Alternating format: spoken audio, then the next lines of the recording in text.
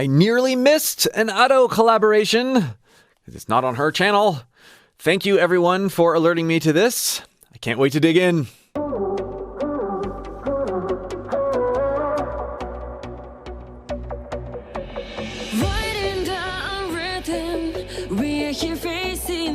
Okay, just real quick, at the very beginning here, listen to what they've done with Ado's voice in terms of the production. With that amazing filter on it. And then it brightens slightly, brings out some of the natural harmonics in Ado's voice. Her voice is already an instrument, right? It's not just a voice. It's presented like an instrument in the way that she performs. But I love that right off the bat, right at the beginning, we're getting Ado's voice as a literal instrument.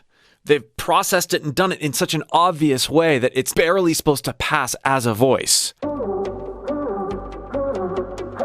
And even in that, you still hear the breaths. Really good production. Writing down rhythm, we are here facing the unknown. 'Cause time is always ticking. With these scars we proudly show. Love that octave thing. And it's so great hearing her sing more English. Yes, yes. We are here facing the unknown. 'Cause time is always ticking. With these scars we proudly show. Looking above me, skies are dark and cloudy. Beyond that silver lining, I know what's my fate. Wow. Listen. Looking above me, skies are dark and cloudy. Beyond that silver lining. That beyond. She's almost like subdued and pent up here. We can tell vocally and instrumentally things are going to build to something else. But listen to how she pegs that note. Looking above me, skies are dark and cloudy. Beyond that silver lining. Beyond! You've got to hear me! I'm about to say something really important that matters to you a lot. With these scars we proudly show. Looking above me, skies are dark and cloudy. Beyond that silver lining, I know what's my fate. And then shows vulnerability there by getting into her head voice and taking that, I've mentioned this before, this sort of motherly tone that she gets. I know what's my fate. I know! I know what's my fate. Fade! Oh! Long, open. Waiting for me. No way to run, we wouldn't if there was one. I hear the sound, a symphony from the crowd. And right there, she's actually doing what a lot of English-speaking emo singers do. Gerard Way from My Chemical Romance being the first one that comes to mind. If there was one, I hear the sound. It's not, I hear the sound, I hear the sound. No, it's, I hear the sound, I hear the sound. I'm really exaggerating it to make the point that Ado adapts so many different styles, not just characters, but nods to different sorts of genres, even within lines. And it's fun to hear her do this in English because I feel like I pick up on even faster some of the nuances of this multi-genre approach that she has. No way to run, we wouldn't if there was one. I hear the sound, a symphony from the crowd. 1,000 strong, they're chanting at me, hear them shouting, you are not alone. Stay one, I hear the sound, a symphony from the crowd. 1,000 strong, they're chanting. And there's another beautiful bridge up into her head voice. Breathy, too. No way to run, we wouldn't if there was one. I hear the sound, a symphony from the crowd. A symphony from the crowd. A symphony. I mean, take this, put it in your voice, but just speak it the way that we hear her singing it. A symphony from the crowd. A symphony from the crowd. The symphony from the crowd.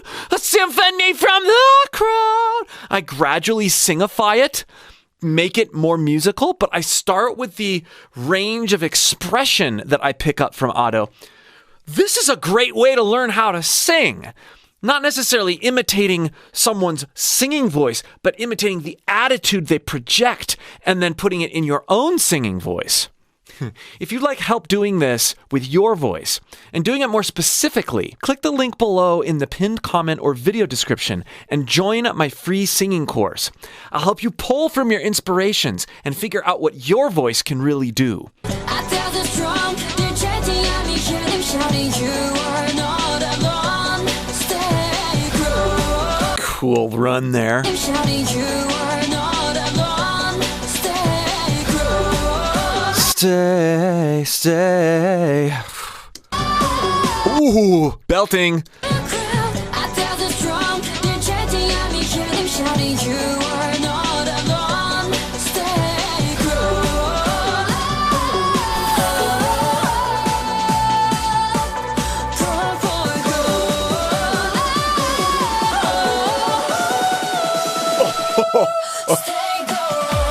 Okay, we got to listen to that lift again. How she goes from subdued to belting, nailing you right between the eyes, and then cradling you with her lullaby voice, all in one hook.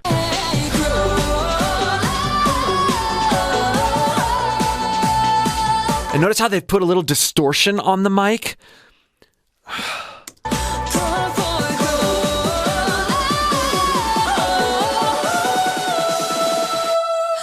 What are those words exactly that she's saying there? Let's see if I can.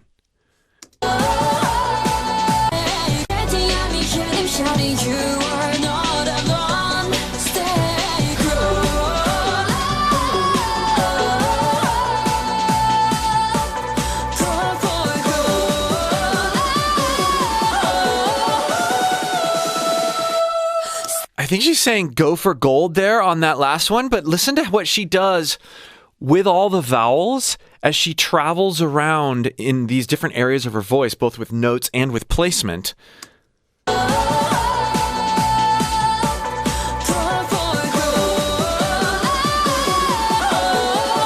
Go for...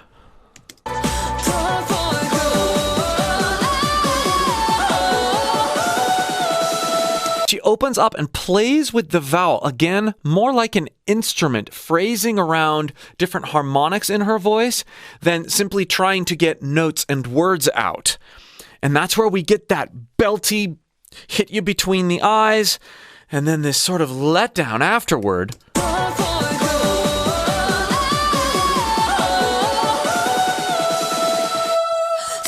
Go, and then ah. It's more of an ah. Go,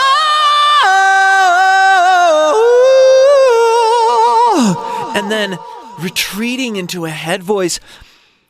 Again, it's almost like this. Oh, I'm sorry. Okay, here. It's so cool and fun to feel in your own voice, regardless of how it sounds. Taking inspiration from what she's doing.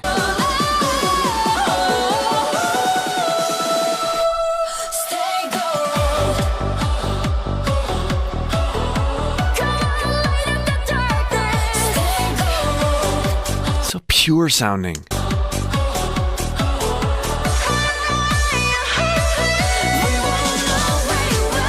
Again, the strategic use of production distortion afterward, different sorts of EQs and cupping going on with the sound.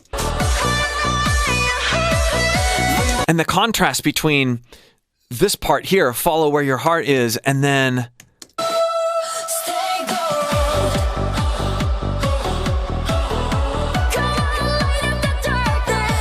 with that clear delay sound, come on and light up the darkness, is clean, wet, placed in a very direct way. And then on the next line,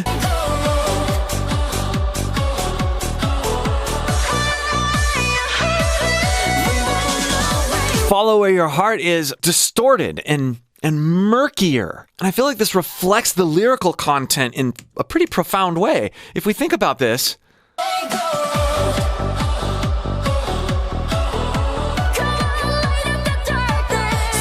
light up the darkness, right? Her voice is that clear, brighter, more present, innocent sound. Like, let's go, let's do this, let's light up the darkness. And then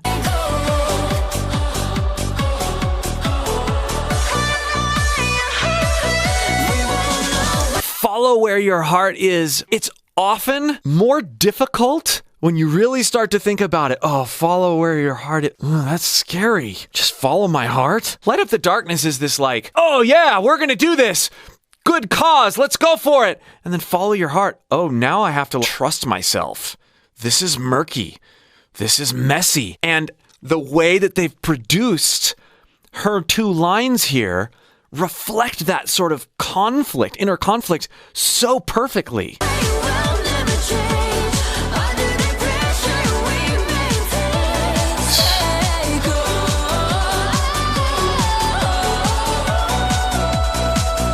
It's one of her signature sighs.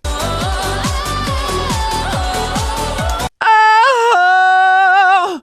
Yes, not just oh! There's so much more dimension when we hear her. Oh, we hear this desperation, and it's a vocal reset too for her. She can get into different postures by surrounding her different notes with sighs.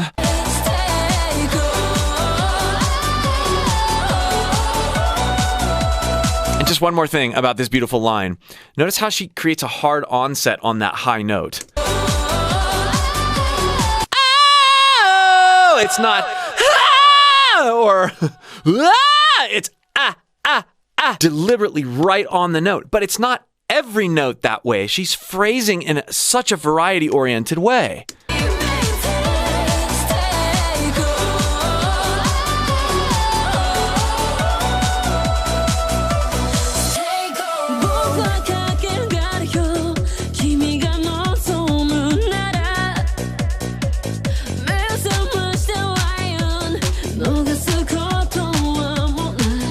Her native tongue for a while.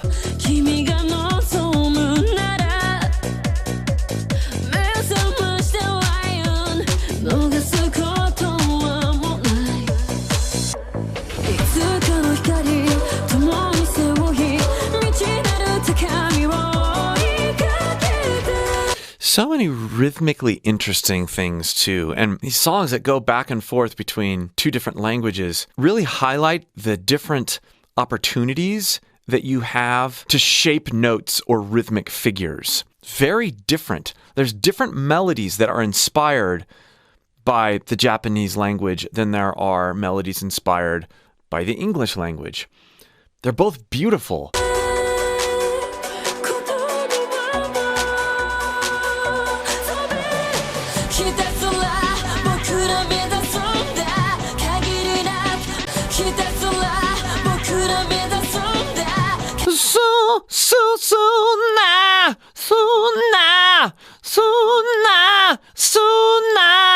You notice how ugly this sort of posture is?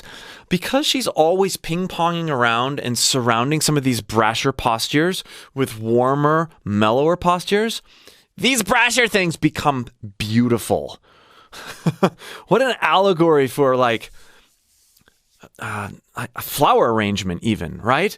Something on its own isn't quite as meaningful and maybe even not pretty until complemented with a complementary look. She uses complementary sounds constantly.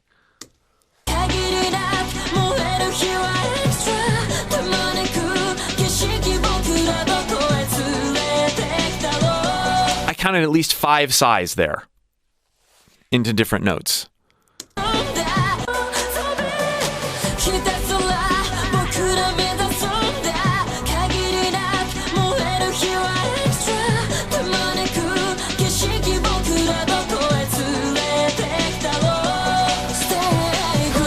There's 6.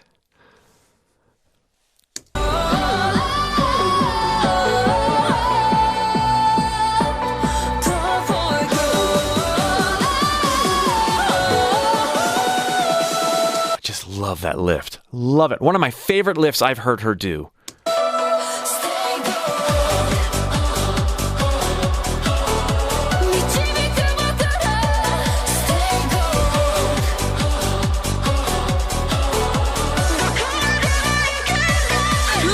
She almost has like Beyonce level strength to her voice there.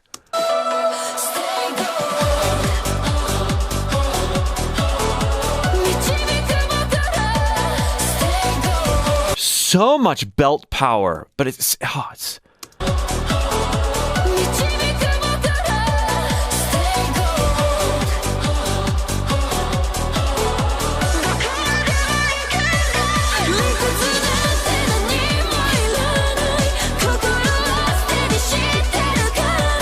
you can tell she's pushing her upper chest voice more than she does in other songs. A lot of times she'll break up or ping pong over to some sort of distortion or go into head voice sooner. But because she's operating in this like upper chest region of her voice so much and doing it cleanly, we get a whole other view of what she's capable of. I mentioned the comparison to Beyonce. I haven't really heard her exercise this area of her range in this way. And it really does sound like, virtuoso pop, which I know that's what she doesn't really go for. But yet again, there's another, we have emo, we have virtuoso pop, we have rock, we have metal, we have all these sounds that she makes and just fuses things together in absolutely ridiculously amazing ways.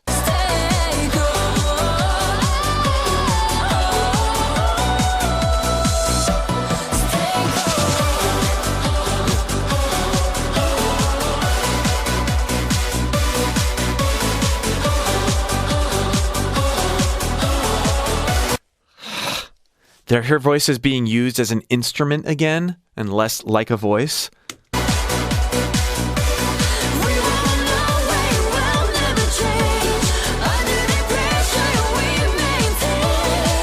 Beautiful, beautiful.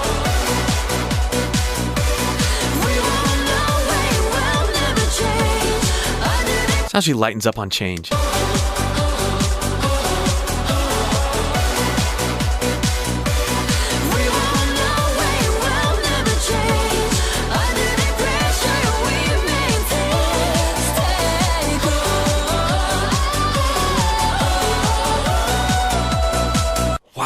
Wow.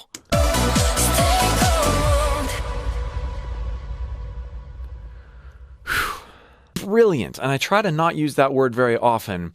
Production, writing, and of course, vocal performance. Thank you again for alerting me to this one. Be sure to check out the growing list of Ado analysis videos in this playlist here. And again, if you would like help working with your own voice, discovering its true potential, click the link below in the pinned comment or video description and join my free singing course. We'll see you for more.